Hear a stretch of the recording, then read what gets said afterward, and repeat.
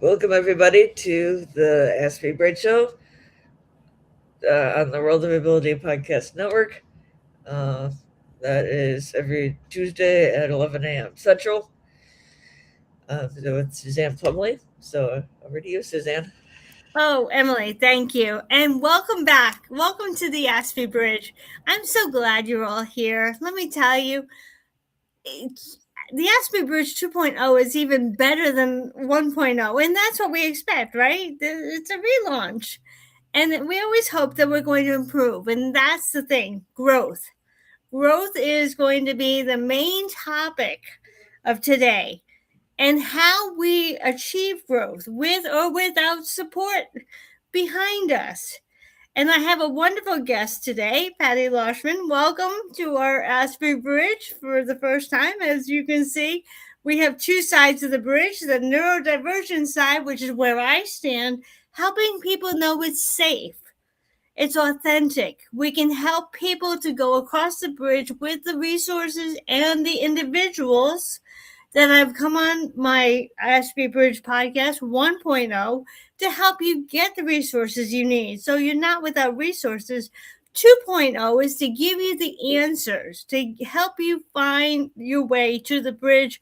Whereas 1.0 was once you got to the bridge, 2.0 is helping you to approach the bridge because this is a shared journey.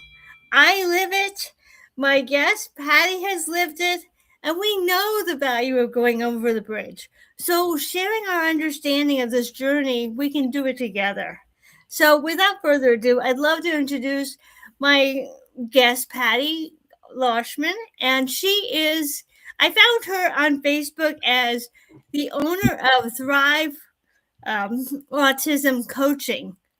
And I'm going to let her tell you all about that. I know it is, but I want her to tell her in her words. Go Thanks. ahead, Patty. Thank you so much, Suzanne. So we do autism life coaching with autistic teens and adults. And the interesting thing for me is that I started this journey thinking I was going to be working exclusively with autistic adults. But what I discovered is that about half the time that I was coaching someone, it was their parent who reached out first. So I was talking to lots of parents of autistic adults. A lot of some of them knew their child was autistic, but then I started seeing a lot of families where they didn't know their child was autistic until they were 15, 18, 23, 25, or even later. And so these families were just like, oh my gosh, we didn't know. Now what can we do to support them?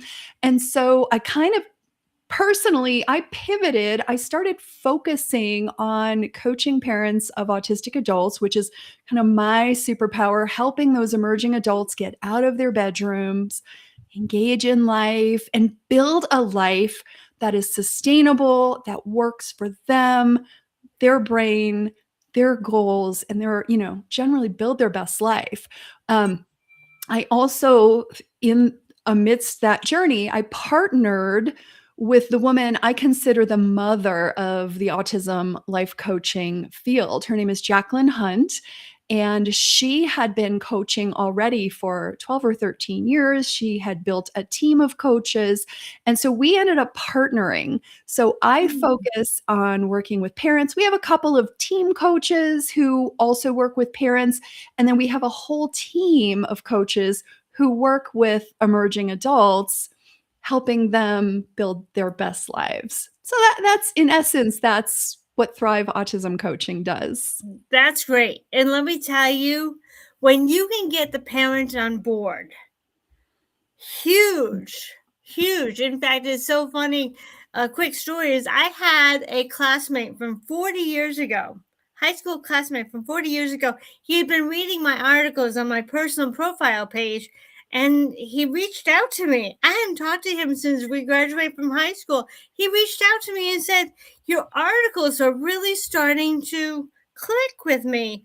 We have a family situation. I'm like, wow, this is awesome. Yeah. Now, I do a lot of my work voluntary because of the fact that I work with a slightly different demographic, and we're going to go into that in a moment. But my demographic is they've come to learn themselves that they're autistic later in life, but their family hasn't caught up with that idea. And we range in, I just don't understand, to you can't possibly be, nobody else in the family is, so therefore you are not. And that's the CPTSD end of the spectrum, Right. which is painful. Absolutely. So where you have, if you can help me understand if I'm not on base, but I think you and I talk about where you have those who want to stay home, don't want to go out into the world. I have the group on the other end of the spectrum, literally, who are saying, I got to get out of here, but my family is keeping me stuck Fuck.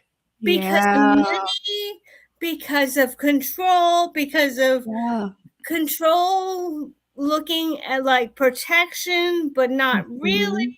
So we can help people all along that spectrum, all along that continuum, I'll call it, because I don't want to confuse anyone, all Yeah. along the continuum, from those who don't want to leave because mom and dad have been super supportive, to those who are like, I got to get out of here because I can't grow. Yeah. What do you think on that subject? Oh, it's such a great topic. I think I'm going to share a story as well. One of my first adult clients was, let's see, he was about 19 when we first started working together. His mom found me, she reached out, she hired me. I never coach an adult who's not on board with being coached. So I met with him and he said, "Yep, I'm open to this." And I can't remember how many sessions I did with him, but I felt like I had taken him as far as I could take him. And I could also very clearly see that if his parents were to make some changes to his environment, he would be able to grow further. And his mom was actually part of the pilot program I created for parents of autistic adults. And I've been working with the family, alternating between working with the parent, working with the young adult. But I have the best news. A week ago, Monday, he started his first full time job that is a perfect fit for him. It's like he's a totally changed person. He is blossoming in ways that like are so amazing. And it's because he found a path, he found a full-time job that pays a living wage, and he's like a totally different person. But if his parents had not made the changes to his environment that I recommend through my Parenting for Independence curriculum, he might still be stuck today. So the parents are a really critical part of creating that environment. They can activate intrinsic motivation or they can keep their child stuck. Yes. Oh my gosh. Yes. I want to welcome you to go back into 1.0. One of my last 4 points groups was called The World Needs More Nancy Edisons. And I'm Okay. going to take you back in history because this is part of my education of growing up. Nancy Edison, when Thomas Edison was decided that he was addled in school. Yes. Do you remember that story? I do. I know that story. It's a great story. Yeah. He was sent home from second grade because he just could not learn the way the rest of the students could learn. Yes. Now, the supportive parent is Nancy Edison. And she said, "You are the most brilliant child I've ever met. You don't need that school. You're too smart for that school. Yes. I will teach you at home." Wonderful. Yes. Excellent. This is a mother who has taught her child that being different is good. Yes, absolutely. It's a benefit. It's, I can do more with you. Now you know the story about the other extreme. What? That's what society said? Must be true. Mm-hmm. No, I'm sorry. So I did this 4 part series all about Nancy Edison. Nice. And I called it The World Needs More Nancy Edisons. So from there, I went into creating a group called the Chosen Mother Society. Okay, awesome. Now, I'm still working. Oops. Oh, Suzanne, you popped out for a second. Yeah, I'm not There sure you what are. happened. Here I am. Okay, All sorry about that, folks. Technical grace, please. Anyway, I gotta think of where I was going with that. Four-part Oh, series, Chosen Mother. Nancy Yeah, Edison. Yeah. I'm still working on it, but there is, I'm sure out there, because I know there is a demographic of older women who either lost her children, sadly, through some illness, or their children have estranged them, or whatever the reason is, but they need someone that they can mentor. And then you have the autistic individual who didn't have Nancy Edison as a mother. Right. I would love to team the two of them up into what I call the Chosen Mother Society. Oh, Suzanne, that is so beautiful. I love that. This way, the woman whose mother was not emotionally capable Right. of having an autistic child could now receive the love and the mentorship. Now, that came from my mentor who, can you imagine this, Patty? For 50 years, I thought my life was normal with my family, but I had married a man who was also emotionally challenged. Not going to say that N word. Going to leave that out, but emotionally challenged. Married him. Well, they say that you're going to marry a person that's similar to your family. Repeat the patterns. Yeah. Exactly. That's normal. It feels normal. It feels comfortable. Exactly. So I married a man that I thought was going to take care of me. Well, the point is that I ended up divorcing him. 2 beautiful girls later. Very proud of my girls. And then at 50, I met this mentor who showed me what real love from a mother felt like. I'm like, oh my gosh. Now, there's a problem there, but there's not a problem there. One is I found I was capable of being loved. And I had qualities of loving someone else, which is trust leaves often. So anyways, when I met her, I'm like, the gap of my growth started to get bigger and bigger. Yeah. Oh, Suzanne, that is so. Where did you meet her? I met her in an organization called Brave Thinking Institute. Awesome. And so that's where I got my coaching certificate, is through her organization. And what she did for me, she's like, I didn't do very much. I said, but you don't understand. You didn't have to do very much. You opened my eyes. I walked into the very first conference we had in armor, Patty, protecting myself. Right.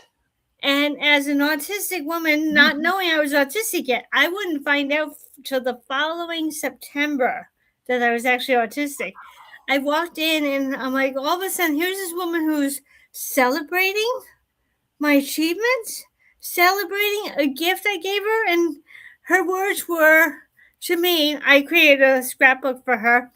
Her words to me were like, you did this scrapbook without even being in with just my program. She has the Dream Builder program. Yeah. I said, yes, doesn't everybody? She's like, no. She saw your strengths. She saw what you were naturally really good at. And that's something that I teach parents coming into my parent coaching program, is that we need to first of all, understand what's going on, kind of under the hood, what's actually driving the observable behaviors. But we need to start looking to strengths, because strengths are everybody's key to building their best life, right? Yeah, exactly. And in fact, when I do my cartoon series, I tell the individuals through the cartoon, it's not a cartoon, it's a lesson series in cartoon format. I tell everybody that we use the strengths to help motivate the weaknesses. We don't use the weaknesses and say you're Right. bad. We use the strengths to say, okay, here's how to apply that to this part of your life. Yeah. Yeah. So, Patty, I'd like to talk about why are there so many different coaches like us? I mean, you know, you and I are just two of the many autistic Yeah. coaches out there. Why do you think there are so many of us out in the world? Well, I mean, neurodiversity in general, as a rule, is about diversity, right? Everybody's brain is wired a little bit differently. There's kind of this neurotypical norm, the way like the majority of brains are wired, but then wherever individuals have some brain wiring that's a little different, their brain functions a little differently. That means they're going to perceive the world differently. They're going to sensorily experience the world differently. Their communication is going to be a little different. And that tends to cause people problems when they differ functionally in some way from that neuro majority. And, you know, there is not one coach who can coach all people who are autistic, all people who are ADHD. And that's, you know, I think one of the strengths of having a team like I do. I have 13 coaches on my team, and most of them have been with the organization 5 to 6 years. Some of them have been coaching with my coaching partner for 8 years or even more. And so we know what kind of individual this coach can be the most effective with, because not everybody can do I can't do everything. I'm really good at what I do, but it would be silly for me to try to help everybody. I've identified what I'm really good at, and that is helping parents of emerging adults. But I have coaches on my team who focus on executive functioning skills, if that's what's really holding someone back from achieving their goals, or just providing support during the job application process. So maybe you have a bachelor's degree, but you've not figured out how to apply that in the real world. I have coaches who focus on, should we start with volunteer work part-time? If you've gone all the way through a bachelor's degree and not done any kind of part-time job, work skills are different than academic skills. So just because you got through college doesn't mean you can walk into a job situation and be successful. So maybe rather than going from, okay, I graduated, I'm doing nothing, to now suddenly I'm working a full-time job and it's high stakes, I can't lose this job. Yeah, Maybe we create more of a gentle on-ramp where we start volunteering, or maybe we get part-time jobs so we can start building the resume, building the references. So the point is, I have different coaches who are really good at what they do, and you know, we cover a spectrum of challenges and clients, and yeah, and it's a beautiful thing. That's great. I mean, hey, do you have a need for anyone who services trauma too? Because we do have trauma informed therapists. We have 2 who have actual mental health training. Now, we are not mental health therapists. Of course, I always have to say that we do not perform therapy. We are not mental health therapists, but I do have 2 therapists who have been through 3 actually. I have 3 who have been through mental health training, but now do coaching, which is very, very different than mental health therapy. Yeah. Oh, definitely. I mean, that is for sure. I don't have a therapeutic background, but I do have a life coaching background and lived experience. Right, which is so valuable, right? So valuable. Exactly. So, while I can't specifically help people with knowing the terms and everything, I can say, well, this is what I experienced. Tell me about your experience, and let's see if we can find the on ramp. I like the way you said that, on ramp to helping you get into the right position. And when you are an individual that hasn't had the support like some of your clients have, we're doing this all by ourselves. Right. We're trying to Which is figure this, hard. navigate this. So I had graduated with my bachelor's, like many of yours do. I had received a bachelor's in elementary education, and I didn't know at the time who I was Right. yet. And I couldn't understand why I couldn't interview, why I could only do substitute teaching. And even when there were so many red flags saying that it was autistic, and yet there was no help because nobody supported, which is why I go back to the phrase of I love having you here from the standpoint that you're helping families come together. Yes, very Because much. there are not enough families that let me just say, there are those of us who were born between, let's say, 1950 and 1970, who had a generation of parents who did not talk about mental health. It was Absolutely not. No, that no, was taboo. Taboo. exactly. Have to protect the family image. If the neighbors see what we're doing, we could be a disgrace. And that is the generation. And I talk about this generation in one of my articles I did. And I get that. I understand. It was the cultural norm at the time. And we didn't have the therapeutic techniques that we have today. So there was no like treatment. So let's just ignore it and pretend it doesn't exist. That was the cultural norm. And I understand why that was. It was just very suboptimal, right? Suboptimal. And there are parents out there who did have a happy childhood that can say, okay, well, now that we know, what can we do to help? That would be the middle of the road between the two of us, I would imagine. Okay, now we weren't expecting that diagnosis, but what can we do to help you? Right, exactly. Okay, now that we have this information about how your brain works and how you experience the world, okay, now what? What do we do now? How can we help? That's what I help parents come to in my coaching. Perfect. I'm so glad to have you here. I keep saying that because this is so important. And then you have those that are the other end of the continuum that I really focus on, because now they're requiring financial assistance from family. And if they're late diagnosed, they're not necessarily getting the piece of paper so that they can go to SSDI to get the assistance. economic assistance to help them to get independent. So I work with the women who feel really stuck. Yeah. Some men too, but I think it's more women who were taught to mask. Yeah. From 1970s on up, like, okay, you're just going to pretend like you're the good daughter, right? You're just going to pretend that. Right. Right? Yeah. Okay, you're going to do that. Yeah. I mean, that's what my family was saying to me, is just pretend you're the good daughter, okay? They told you explicitly to pretend?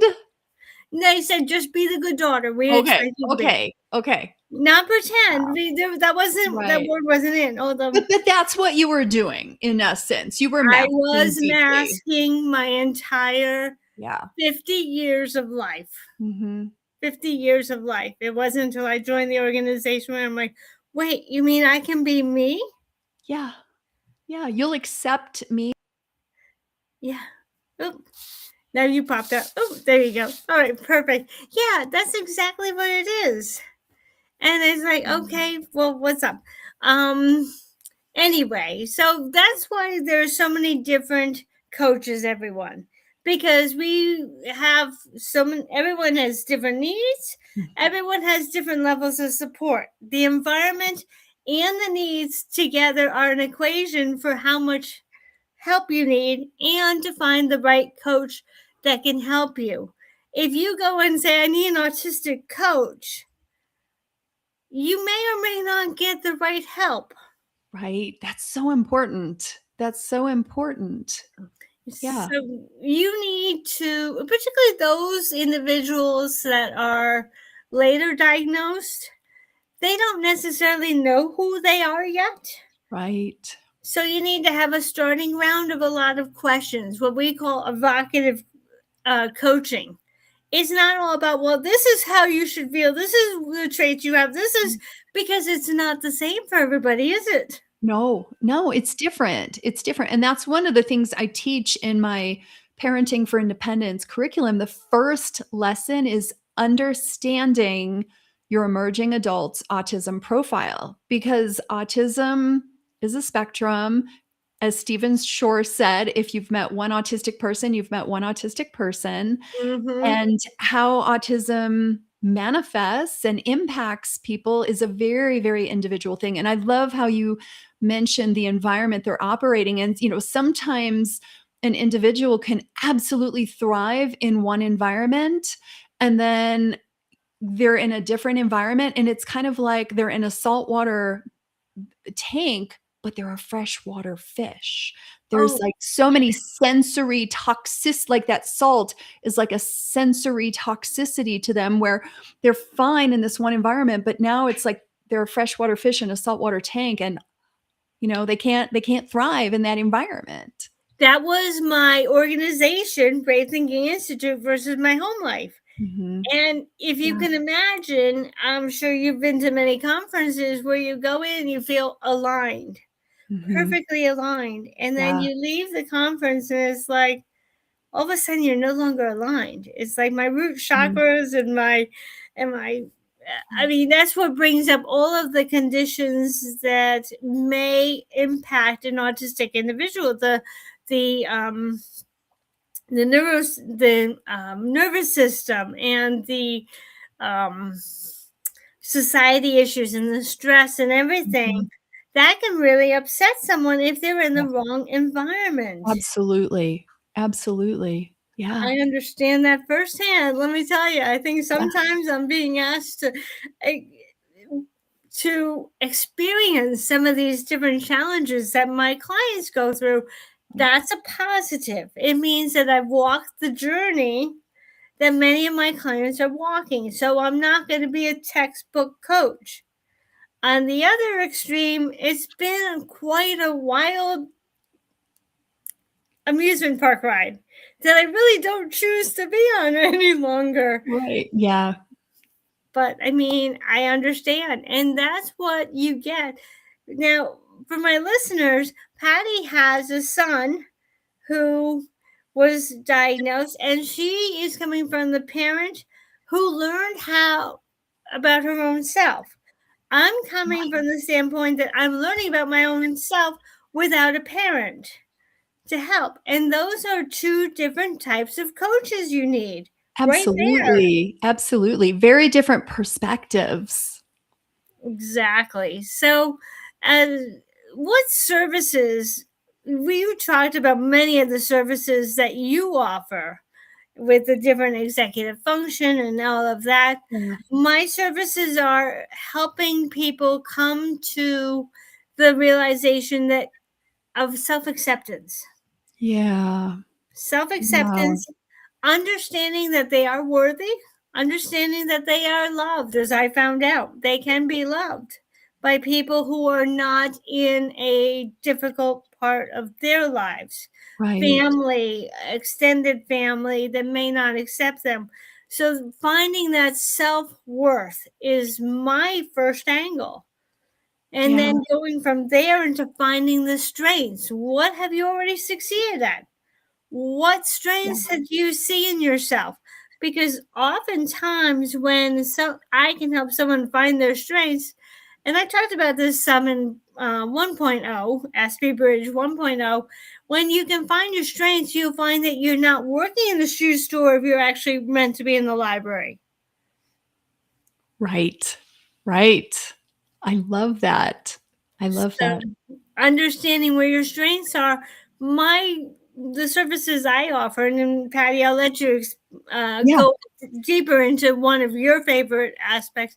I like to help people center on that strength, and if they can't find one, I'm an enrichment coach that will help you find your strengths. Yeah. So I combine enrichment with trauma to help people see that they are successful who they are already. They don't need to change for their environment. which is often what happens to the trauma-informed individual. They feel like they have to consistently people please and mold into what someone else thinks they should do. Right. Go ahead, Right. Patty. What is your favorite part of your job? Yeah. So I would say, so I really resonated with what you just said. And I think that my coaching team and I love taking people on a journey, depending on where they're starting. But I think that to thrive as a neurodivergent person in the world, you need to first have self understanding, because that can then lead to self acceptance. And then once you accept your neurology, you can start to self advocate, which is a really advanced skill because you have to have that rock solid acceptance of who you are before you can have the confidence to start advocating in different environments, right? So, my coaching team obviously is taking people on that journey directly because they are working with teens and adults. When I'm working with parents, it's really interesting. So I just started, we're in a brand new cohort of my Parenting for Independence program. And as I mentioned, the first lesson is understanding your emerging adult's autism profile. And I had a comment in the community recently that was really eye-opening. This mom posted in the online community, she said, all these things that I'm learning in your first lesson, my son has been trying to tell me for years that this is what he's experiencing. And the mom was just not making that connection. It was like, it wasn't until she heard it from someone on the outside that she could say, oh, this is a thing. This is real. This is a thing. And until we, explore this and accept this and support this, my son is going to stay stuck. Similar story. One of my very first parent clients, I did like 3 coaching sessions with her, and she came back to the next session. So she came to session 4, and I was just like, okay, how's it going? I always check in, like, how did this past week go or whatever. And I checked in with her, and she said, I started communicating to my 29-year-old daughter what I was learning. And the daughter said, see, Mom, this is what I've been trying to tell you for years. And until again, the mom heard it from somebody on the outside, even though her 29-year-old daughter had been trying to explain, help mom understand so mom could be supportive and then encourage that self-advocacy. It wasn't until mom heard it from the outside that she finally was like, oh, yeah, okay, this is a thing. I want to congratulate the mom, though. Yeah. The fact that she was willing to seek out, and this is what I would love my family to do. The fact that she was willing to seek you out and learn is a step in the positive direction. I mean, if you can get that family, don't to the mom who is listening, don't put yourself down for not understanding. Right. It's the fact that you are willing to now hear, which is the most important part. There are some on my end of the spectrum that are like, no, you're not. You can't be. Yeah. Nobody in the family was. Well, I hate to tell everybody, but my generation is the first to learn that they are autistic. But that doesn't mean that I started autism in my family. Right. And exactly. That's the important part is autism just didn't show up in 1999. Right. Autism has been with us for a long, long time. And just because family members never got diagnosed or even self-diagnosed, I have an inkling of where my autism came from. And I hate to tell my family the line of progression, but let me just say this. My cousin has an autistic level 3 child. Okay. So she doesn't have the same father, but she does have the same grandmother. Okay. So I see the chain coming down to me, and who knows before her. But I think that's the important thing is not when or who or how, But the fact that family jumps on board, like we were talking about, in the middle of the road and says, I now understand. Those are the three most important words. Mhm. Now I understand. Yes. Doesn't matter where you get the information from. It doesn't matter if you hear it from your child or not. The fact that you're willing to hear, this is what your child has been struggling with. This is how I can help. It's huge. It is huge. Huge. Nancy Edison had the foresight to say it when Thomas Edison was a second grader. Right. You can say it when they're a 20-year-old. You can say it when they're a 30-year-old. You can say it even when they're 50-year-old. I'm working with a mom right now. She's 70. Her son is 50. Okay, I rest my case, right? Mm-hmm. It's never too late. It's never too late. And, you know, I just want to encourage parents by saying, you are not responsible for not knowing what you didn't know before you knew it. Because once parents get that insight, there's often this kind of grieving process where they're like, oh, if I had only understood this sooner. Right. Yeah. If I could have changed the trajectory of my child's life. You know what? We're all on our journeys. Like, we don't know what other people's journeys are about. And when you come into this information, that's where it starts. And you just can't get bogged down in the grief. Like, I went through it myself. I went through this grieving process where I was like, oh, I did so many things wrong before he was correctly identified at age 8.5, because I just didn't know. I was doing the best I could with the information I had. I was seeking resources, and I did so many things wrong. And I have actually apologized to my son. I have said to him, I think that I did some things before we knew you were autistic that may have caused you harm. And I want to deeply apologize for that. I didn't know. And I'm so sorry for things that I may have done with the best of intentions, but the net effect was they still caused harm. And so we've had that conversation a few times, and my son's like, oh, you're awesome.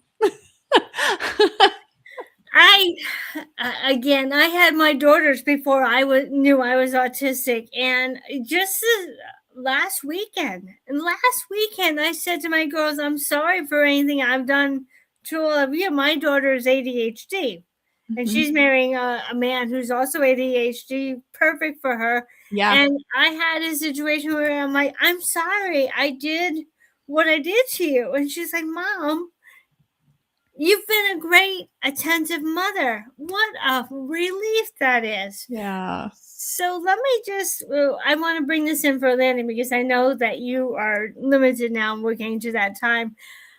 Imagine the relationships in the family that we can improve when the family, not just mom and dad, brothers and sisters, grandmas and grandpas, aunts and uncles, think of how well we can improve the family relationship from toxic. Like, I love that salt water, fresh water metaphor. That's great. Yeah. Think of how much we can improve the family relationships. For me, they're still very strained. And and they may be dealing with their own neurodivergence, right? Yeah, I don't even want to go into that. I'm just at the point where there's a line in Wallace Wattles' book, wanting what for yourself, what you want for everyone. I want peace. Yeah. Okay, I accept the fact that you, Mom and Dad, and Bruce and Bill, and all my brothers and everything, I understand that you don't understand. However, this is the time to put down a new road. This is a time to say, I agree to disagree, but let's go forward positively. And if you can accept your child's autism, if you can accept your personal autism, if you can take that step from the isolation of neurodivergent island which is what I call it. I call this side of the bridge neurodivergent island, isolation, victimhood at the furthest extreme. Yeah. Mm-hmm. And come to me, come to Patty and say, I don't want that life anymore. I want to grow.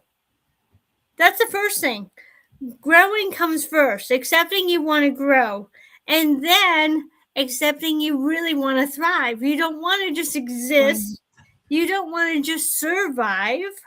You want to thrive. And that's why I wanted to have Patty come on today, because as the leading coach, right? Head coach. One of two. We have two head coaches at Thrive. Head coach of Thrive Autism. That's her whole mission. Yeah, absolutely.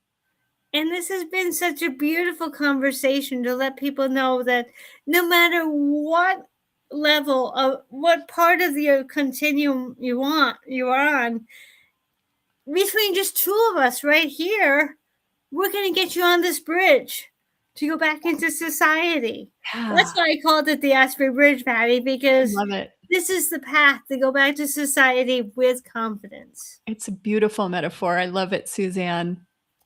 Great. I want to say thank you for coming today. Do you have any final words you'd like to share with anyone?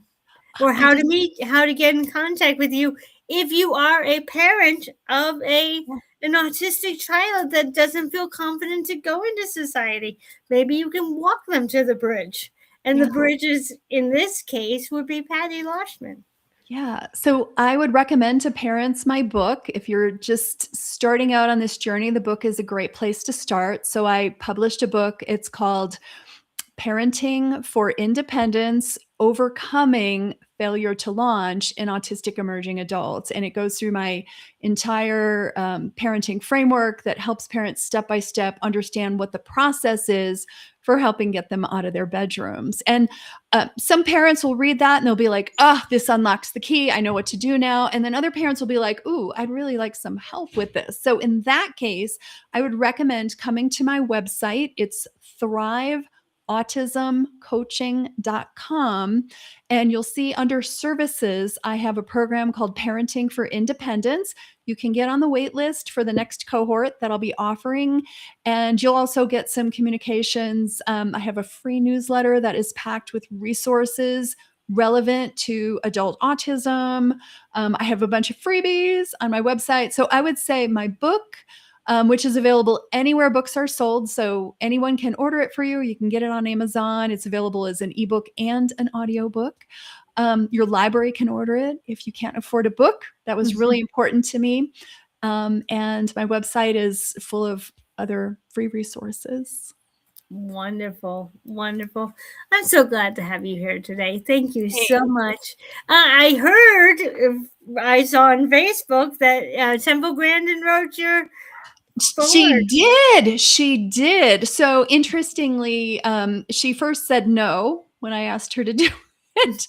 And then we continued to have a phone conversation, and I told her there were two things I think that cemented the deal. So the first thing I told her is, I teach parents how to get emerging adults out of their bedrooms and into life. So that got her attention. Message. That is her message. That got her attention, and I knew it would. And then the other thing we talked about is how important it is to get this information out to people who can't afford to hire a coach like me or a coach like you. And I told her I'd already decided I'd be taking the steps needed to make sure libraries could order the book. So again, if you are a family and you cannot afford a book at this time, you can go to your library and ask them to order it. They will be able to order the book for you. So when I told her that I was committed to getting the information out for free, I think that's what cemented the deal. So yeah, she did write the foreword for my book. That's wonderful. I mean, I would love to find a way to get in contact with her to let her know about my work. I don't think she knows I exist yet, but I know that she loves the fact that so many of us are out there now educating people. For my situation, I would love to have anyone who feels that they're economically starved because of the financial constraints of having to go it alone, and reach out to me, because I can find a way to make it affordable for you. I think so many people are reluctant to reach out to me. One, because they're ashamed of the trauma that they're experiencing, Yeah. and they don't think anyone can help, because I've seen that on Facebook. No one can help me. Like, yes, I can. And two, they're like, but I don't have an income. I'll work with you.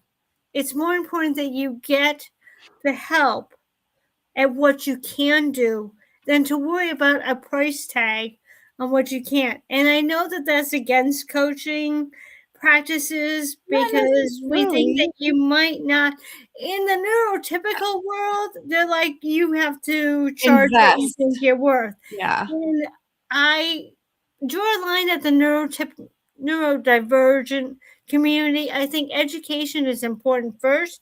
We'll catch up later. You can pay me a portion of your income later, but let's get you on the road. Let's get you on the bridge first. And so I want to say thank you to everybody who came today. You have two coaches right here, ready and willing to help you. So I want to say thank you to everybody who came today to the Ashby Bridge. Thank you for coming to meet my guest, Patty. I'm hoping you and I will have more conversations in the future now that we've gotten to know each other. Yes. Thank you, Suzanne. And thank you. We'll see you next